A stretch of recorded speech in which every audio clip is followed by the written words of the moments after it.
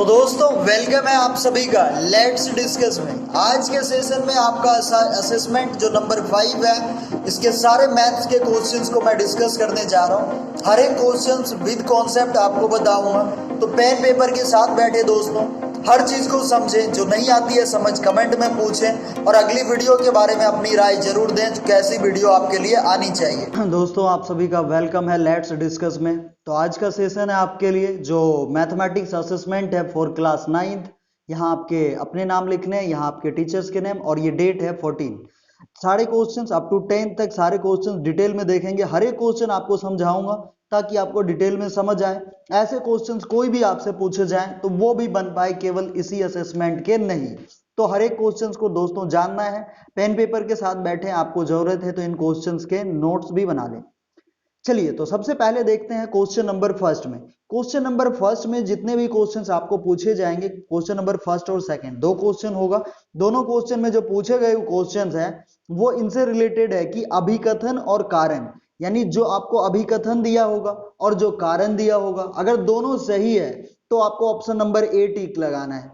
यदि अभिकथन और कारण दोनों सही है लेकिन मान लो कारण उसका सही एक्सप्लेनेशन नहीं कर रहा है तो आपको ऑप्शन नंबर बी लगाने हैं। यदि अभिकथन मान लो सही है और कारण गलत है उसका दिया हुआ एक्सप्लेनेशन में, तो आप क्या लगाओगे? Option number C. यदि अभिकथन गलत है और कारण भी उसका क्या है? सच है, तो आप लगाओगे ऑप्शन नंबर डी। तो क्या है ये कंक्लूजन अभी देखेंगे क्वेश्चन के थ्रू। तो क्वेश्चन नंबर फर्स्ट पे आ जाओ। क्वेश्चन नंबर फर्स्ट में आपका क्या कह रहा है? जो अभिकथन कार्तीय तल में बिंदु -3, 5 और 5 -3 अलग अलग स्थिति में है, वो तो है अलग अलग स्थिति में है ये अभिकथन कार्तीय तल में, क्योंकि -3 और 5 जो है कौन से चतुर्थांश में होगा? -3 और 5 जो होंगे दोस्तों वो दूसरे चतुर्थांश में, और 5 और -3 जो होंगे वो कि कौन से चतुर्थांश में होंगे? वो चौथे चतुर्थांश में होंगे। इसका डायरेक्टली ये मतलब है जो -3 और 5, 5 और -3 दो अलग अलग स्थिति में।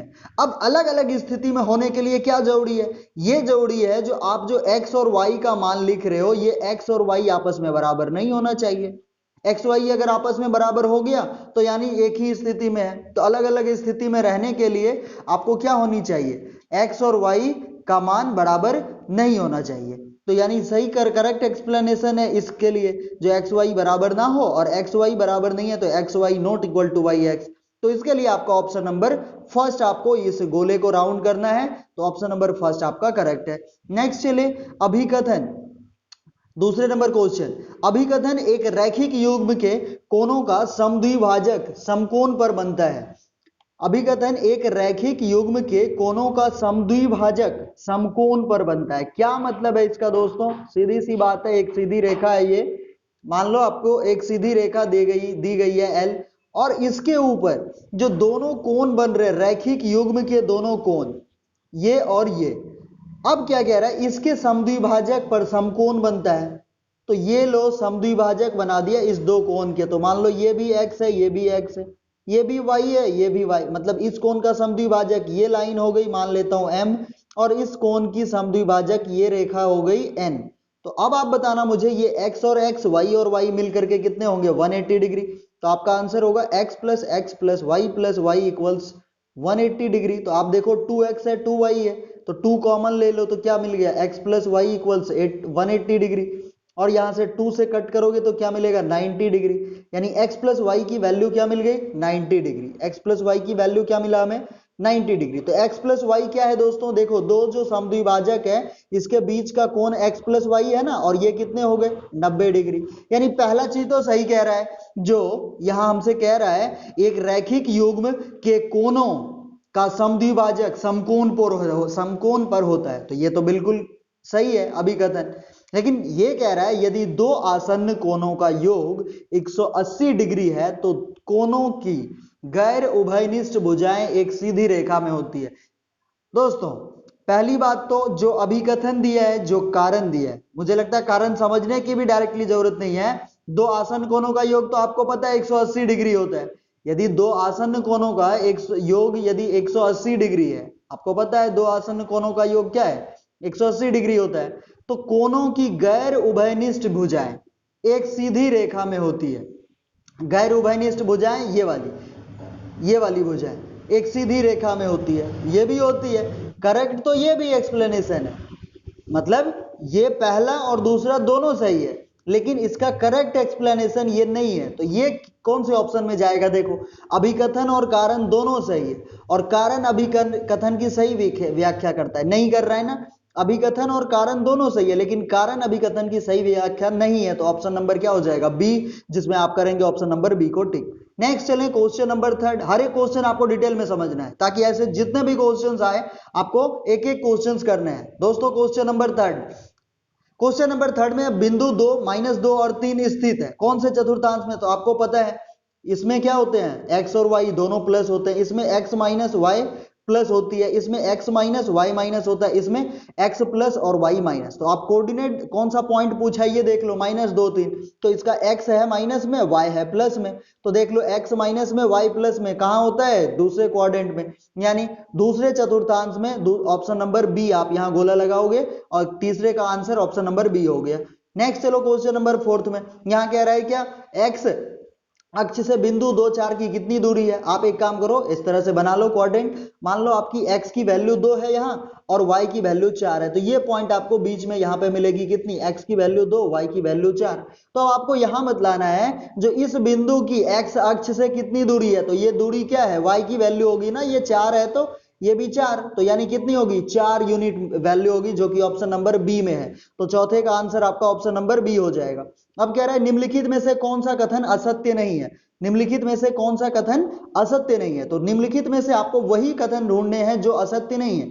तो यदि दो कोण एक रैखिक युग्म बनाते हैं तो इनमें से प्रत्येक कोण का माप 90 डिग्री होता है। क्या दोस्तों ऐसा जरूरी है तो ये दोनों कोण हमेशा 90 डिग्री हो? नहीं, ऐसा कोई जरूरी नहीं है, तो ये ऑप्शन तो गलत है।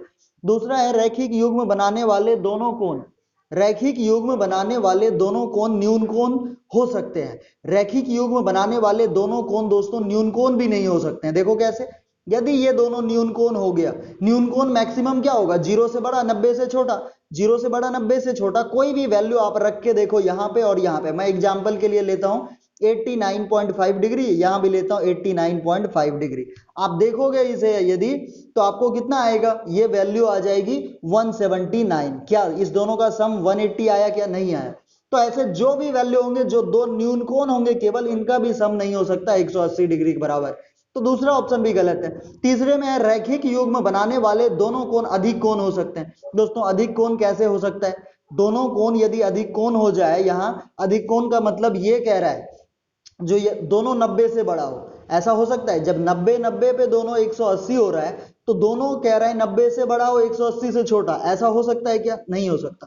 तो इसलिए दोनों कोण अधिक कोण भी नहीं हो सकते हैं। तीनों ऑप्शन गलत है। पहले चौथे में देखते हैं, एक रैखिक युग्म बनाने वाले आसन्न कोणों के समद्विभाजक एक समकोण बनाते हैं, जो अभी पहले आपको बताया। तो ऑप्शन नंबर डी आपका यहाँ करेक्ट है। नेक्स्ट क्वेश्चन नंबर 6 कह रहा है, क्वेश्चन नंबर 6 में 2,3 2,3 का भुज है, 2,3 का भुज है। भुज है का क्या मतलब है? भुज है का मतलब है आपको x की वैल्यू बतलानी है, ठीक है? x की वैल्यू जिसे इंग्लिश में कहते हैं एब्सिसा। तो x का मान क्या है? 2 है, तो ऑप्शन नंबर डी में है भुज। x के मान को भुज बोलते हैं और y के मान को क्या बोलते हैं? निर्देशांक बोलते हैं। तो भुज की वैल्यू क्या हो जाएगी? 2, ऑप्शन नंबर डी। नेक्स्ट है क्वेश्चन नंबर 7 में आप देखो पी क्यू आर और एस से बने एक समांतर चतुर्भुज की बात हो रही है। पी क्यू आर और मान लो आपको एस कोऑर्डिनेट जो है इस तरीके से यहाँ पे मिलने वाले हैं, ठीक है?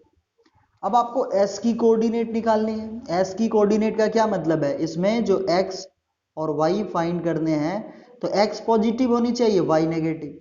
बट पता है क्या है, अभी आपके लेवल का जो मैथ्स है, इसमें अगर मैं आपको समझाना चाहूँ तो देखो, आप स्टेप समझना। x की वैल्यू 1 है, x की वैल्यू -1 है। आपसे पूछूं 1 से -1 कितना ऐड करना होगा 1 में जो -1 आ जाए? तो आप बोलोगे -2 अगर ऐड कर दूं +1 में तो -1 मिलेगा x की वैल्यू। आपसे पूछूं ये जो 2 है, 2 में कितना ऐड करूं जो -1 होगा? तो आपका आंसर होगा -3। अब आपको ये जो वैल्यू मिले इसे ऐड करना है थर्ड वाले कोऑर्डिनेट। तो थर्ड वाले कोऑर्डिनेट के x को x में, y को y में, तो -2 + 4 क्या आएगा? -2। -3 + 2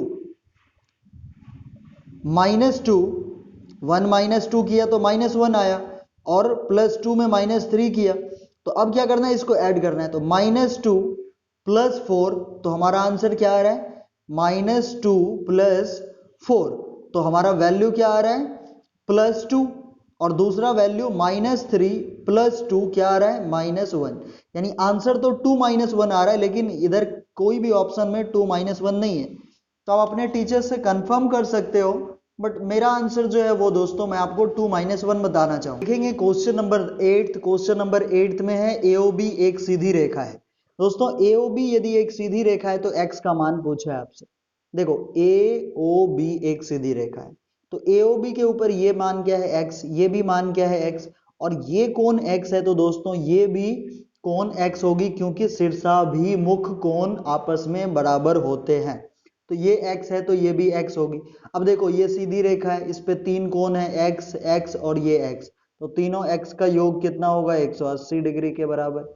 और 180 डिग्री के बराबर कहने का मतलब है 3x का मान हो गया 180 डिग्री, तो काटने पे यहाँ x की वैल्यू कितनी आ जाएगी, 60 डिग्री।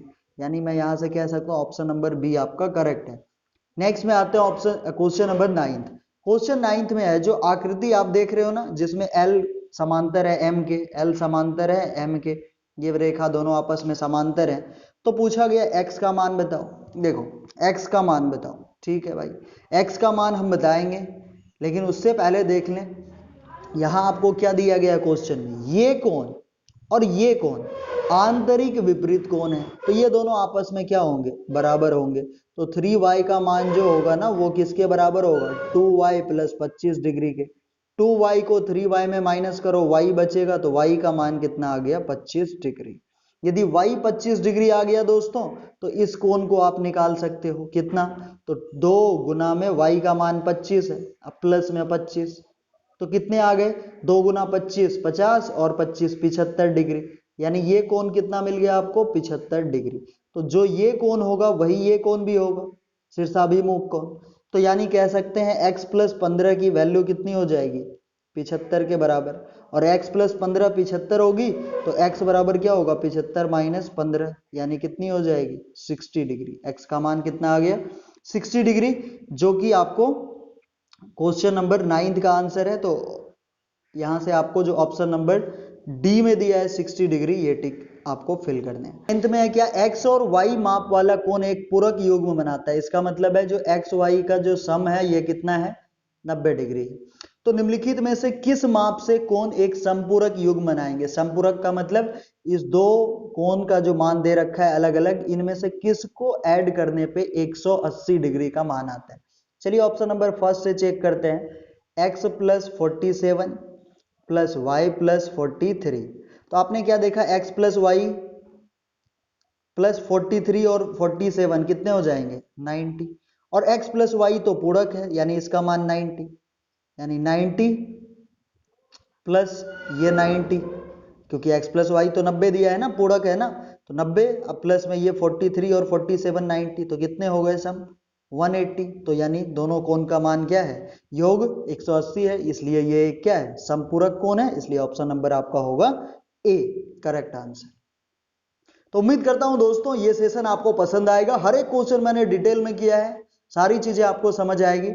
तो मिलते हैं नेक्स्ट वीडियो में ऐसे ही कुछ खास टॉपिक के साथ। तो वीडियो पसंद आए आपको दोस्तों तो लाइक कीजिएगा, कोई भी डाउट हो, किसी भी सेक्शन में आपको प्रॉब्लम हो तो आप कमेंट करके जरूर बताइएगा। नेक्स्ट कैसी वीडियो आनी चाहिए इस टाइम पे आपके लिए, ये भी अपनी राय कमेंट में जरूर दीजिएगा, और अपने दोस्तों तक इस सेशन को जरूर शेयर करें। मिलेंगे एक और अच्छे सेशन के साथ, धन्यवाद।